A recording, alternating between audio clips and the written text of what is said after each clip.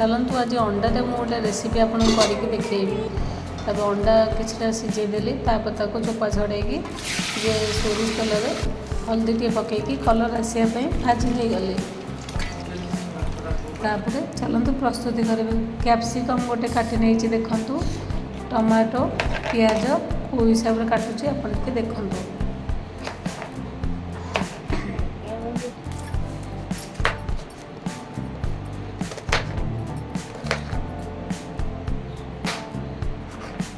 तापर चलतु मसला रेडी करेंगे।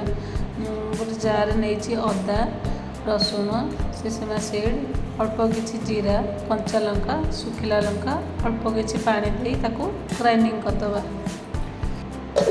तापर गोटे पैन नहीं सोरिष तेल से सुखिला लंका जीरा बटा हो मसला अल्प कि समय फ्राए करके लुण हल्दी पाउडर काश्मीर चिली पाउडर अल्प किसी चीनी तापर आम 5-10 मिनट गोलेबा।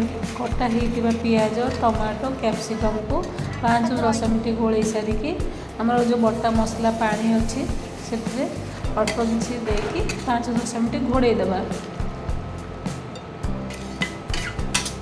भितर आम सब मसला रेडी हो गला। पियाज कैप्सिकम तापर अल्प किसी गरम पानी दे 5-10 मिनट छाड़ीदबा। तापर प्रस्तुत होगा जो अंडा ताको सब पकेबा। स्वाद बढ़िया को धनिया पत्र आउ गरम मसला देकी प्रस्तुत करवा एग ग्रेवी मसला। देखो केते सुंदर लगुच। वीडियोटी भल लगी लाइक शेयर सब्सक्राइब निश्चित करूँ। जय जगन्नाथ।